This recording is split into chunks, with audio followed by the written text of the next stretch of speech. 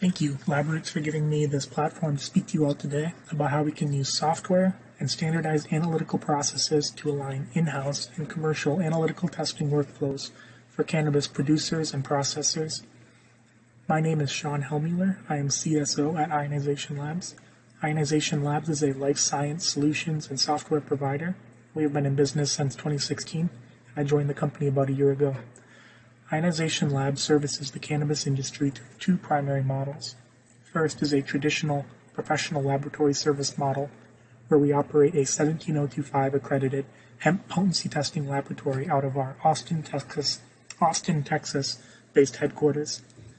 This is a normal workflow that everyone in the cannabis industry is familiar with. We employ half a dozen classically trained analytical chemists that receive samples, catalog them in our sample tracking system, prep and analyze the samples for our clients, and report back the results of those tests, answering any client questions that come up along the way. We refer to this commercial laboratory as our centralized testing lab.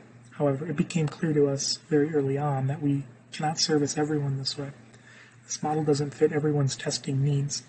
We know that our clients rely on the analytical data we provide them to run their business, so our sole goal is to get them that data as quickly as possible, ensure its accuracy and validity, and to make the data as accessible and useful as possible so that it can ultimately be used to help guide their business decisions. To us, it was simple. Our clients' long-term success helps ensure our long-term success, and the data we provide helps our clients succeed.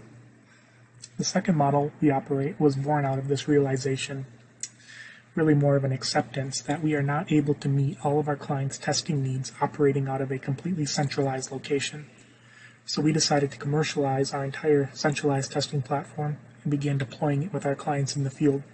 We assumed that this would, in a way, cannibalize our in-house testing revenue, but that was okay because we would make it up through the fees charged to our decentralized clients, the clients who use our services at their facilities remotely within their four walls. Most amazingly, though, we observed the opposite trend. The clients who were empowered to take control of their testing workflows with in-house testing would actually send us more samples to test at our centralized lab. Our decentralized clients realize the value that their in-house testing program provides to their business, and they also understand the need for third-party testing and verification of their products. This talk will focus on the testing needs of cannabis operations requiring high testing volumes, such as processors and other vertically integrated businesses and multi-state operators. It will outline how in-house and commercial testing workflows can be aligned through the standardization of analytical hardware, cloud-based software, and sample preparation, analysis, and quantitation methods. I'm also going to describe our hybrid testing model for democratizing cannabis potency testing, while expanding the professional laboratory services offered by commercial testing laboratories. Here we have the obligatory outline slide telling you what I'm going to tell you before I actually tell you. First, we'll see that the chemical potency data is the highest volume and most important test cannabis businesses require. As a dirty little secret, too, it's also one of the highest margin tests that centralized labs perform on cannabis. Next, we'll discuss the overlap in centralized commercial testing and decentralized in-house testing workflows and how they can be aligned through standardization and software. Finally, we will look at the costs associated with relying solely on centralized professional laboratory testing compared to starting your own in-house testing program or subscribing to the new hybrid testing model. Of course, at the end, there will be a second obligatory slide where I tell you what I told you after I tell it to you. Everyone will be looking forward to this slide because it will also signal that my presentation's almost finished. Data. In general, we don't have trouble convincing people that quality testing their products throughout the product manufacturing life cycle is a good thing to do. Almost everyone we talk to wishes they could send more samples in to get tested. Cannabis companies use this data to protect and grow their cannabis operation. They use it to better understand what's being grown and how it's responding to cultural inputs in order to optimize their irrigation and fertigation inputs. They use it to verify that they are getting what they purchase wholesale, so they do not overpay for raw or processed materials. They use it to maintain quality and consistency in manufactured ingredients. They use it to optimize processing methodologies so they can minimize processing waste and maximize revenue. And they use it to verify product quality in formulated end products. potency testing checkpoints.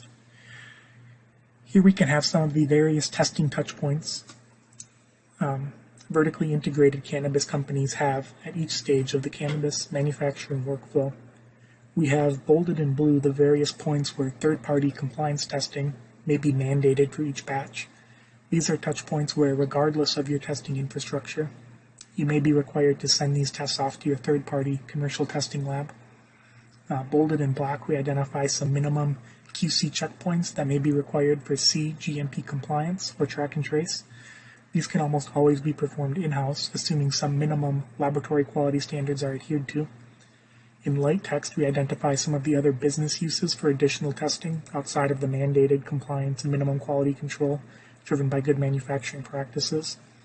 Some of these tests include production yield or process efficiency testing that may be entered or tracked as key performance indicators or KPIs in the organization's ERP enterprise resource planning software. Other tests may be performed in product development like product stability or force degradation, product formulation consistency, etc. There's a lot of tests that can be performed here. The point is that there are many opportunities for testing, and only a very small portion of those tests are required to be sent off to a third-party testing lab. Testing frequency for cannabis processors. It becomes obvious very quickly that vertically integrated cannabis companies that perform more than one of these tasks, have a substantial need for testing outside of what is mandated third-party compliance testing. Here I've highlighted a typical processing workflow for turning raw materials, biomass or flour, into processed materials or product ingredients.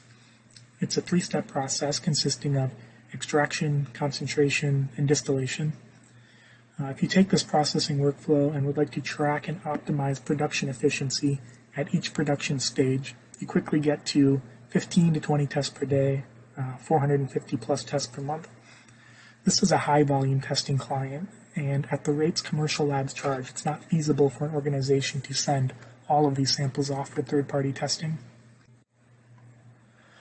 Maximize yield with analytical potency data. In a perfect world, everyone performing this biomass to distillate processing workflow would perform these tests at this testing volume, and here's why. This type of testing allows processors to track material or mass balance throughout their processing workflow and identify and correct areas where they have processing inefficiencies, processing waste, or it allows them to identify when their production equipment requires service or when a processing mistake is made. This is an example of how historical mass balance, process yield, data can be used to track and optimize a manufacturing process over time. The insights gained from this type of data is extremely valuable to processors, especially when small process inefficiencies can lead to significant lost income. It seems like a lot of tests, and if you were sending them all to a professional third-party lab, it wouldn't be feasible. Third-party labs cannot provide that testing volume at a price that is economical with same-day turnaround times. Aligning in-house and commercial testing workflows. At this point, I think we agree that potency is a very important high-volume test that vertically integrated cannabis companies should be performing, whether it's mandated by the regulators or not. We have determined that there is a need for third-party regulatory testing, but we have also established that at least processors would benefit from additional potency testing outside of just the required third-party compliance tests. The rest of this talk is going to be about how we can align in-house testing workflows and commercial testing workflows for cannabis producers and processors, and I'm going to use our ISO accredited commercial testing lab as an example. So, traditional potency testing options for cannabis producers and processors. Again, we're all pretty familiar, especially if you chose to attend this talk, with the two most common traditional testing options. There's the commercial testing option, where clients send samples to a contract lab and get results back. This is a professional laboratory service, and their expertise helps ensure confidence in the analytical results generated.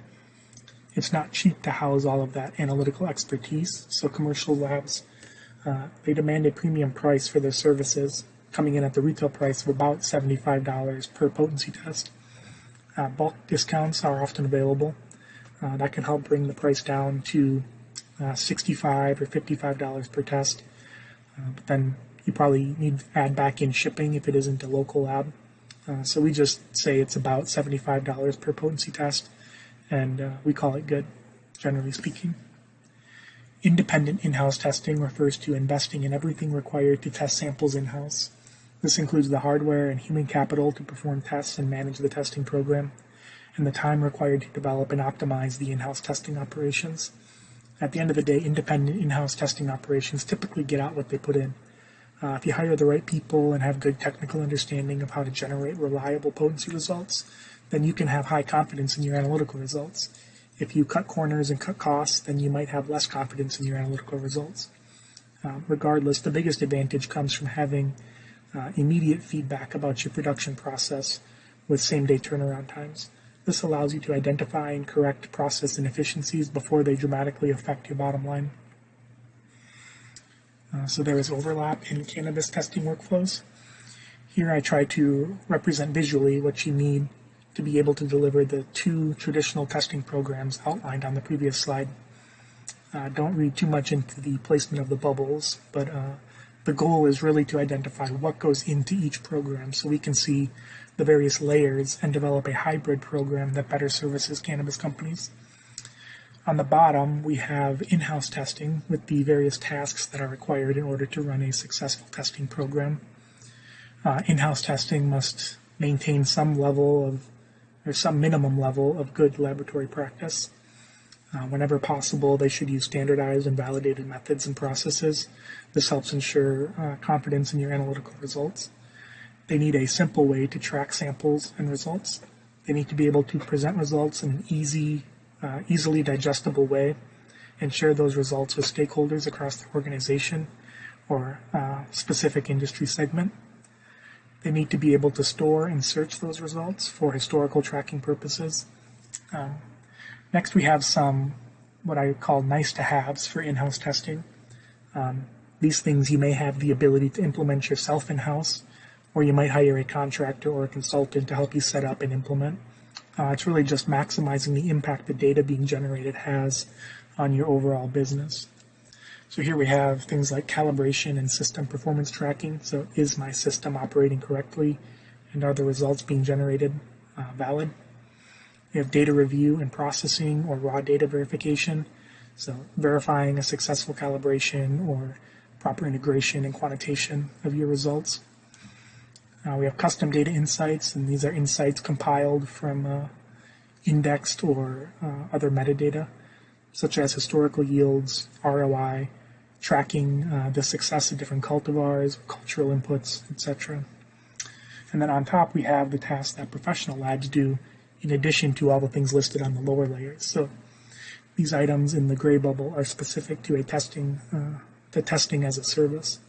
Contract labs hold a higher level of certification and adhere to stricter compliance standards.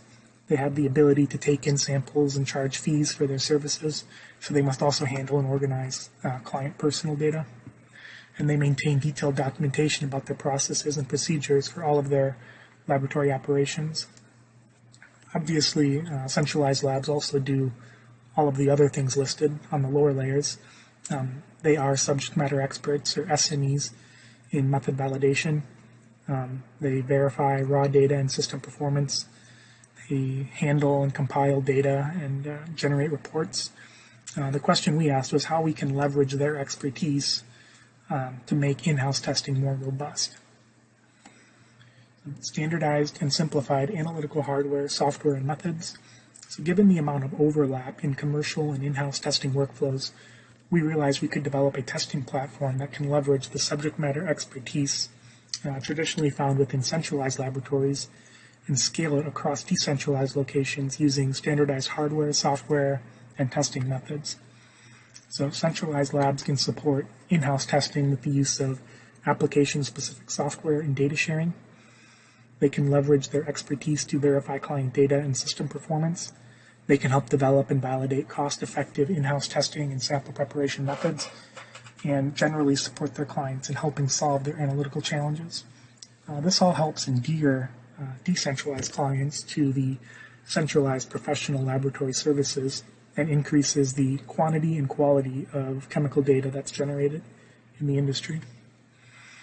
So, a hybrid potency testing model. So what does this hybrid potency testing model look like? It starts with everyone doing the same thing and speaking the same language with standardized hardware, software, and methods. This provides a general understanding between the centralized and decentralized labs that help expedite technical support. Cloud-based software allows SMEs, subject matter experts, to provide dedicated support to the decentralized client, and it helps them generate high-quality chemical data. The commercial lab extends their professional laboratory services to clients testing in-house. This creates a network of what we call sticky clients that are endeared to the professional laboratory services. Most importantly, it creates revenue potential for the lab from samples that never entered their centralized laboratory. All right, it's CanID, Hybrid Cannabis Potency Testing Solution. So the hybrid testing solution that we offer is a new and novel approach for traditional laboratory service providers. We call our commercialized hybrid potency testing solution CanID. CanID is a full application solution for cannabis potency. It includes HPLC hardware from our partner Agilent Technologies, full remote application software and service support from our lab, Ionization Labs. So a CanID subscription includes everything required to test potency in-house, store and share analytical results across your network. We keep it pretty straightforward and price it monthly on a per test subscription basis. So if you test more,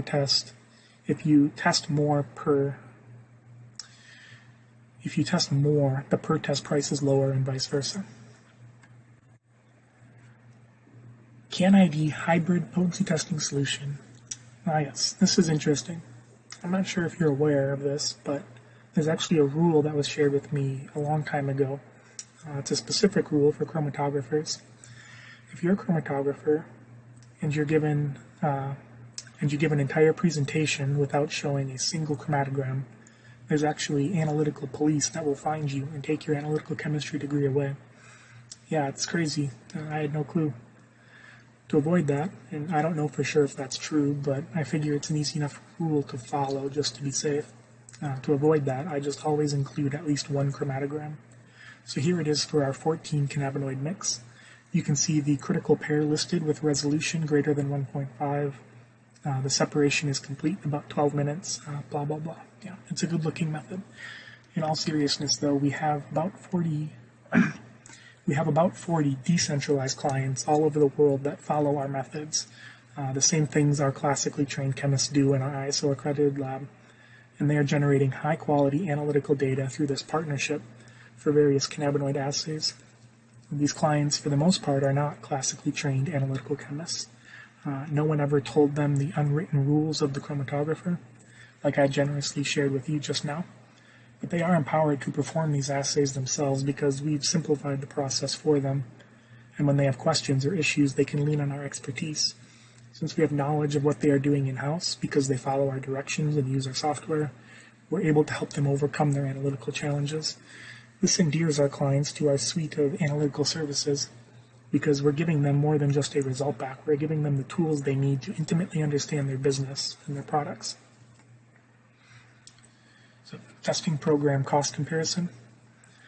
I'm not going to dwell on these details too much, but I do want to expand a little bit with the time I have left on what this hybrid program looks like for our clients and what it would look like if they did it themselves or if they only send samples off to a lab and just nix the whole in-house testing idea altogether. The rest of this talk will cover the costs associated with potency testing. Potency testing cost comparison for cannabis producers and processors.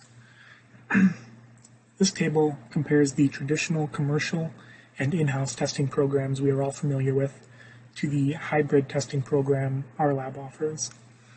We know that turnaround times for commercial labs vary widely, but it's not unusual for a standard wait time to approach a week or more, especially if you mail samples in.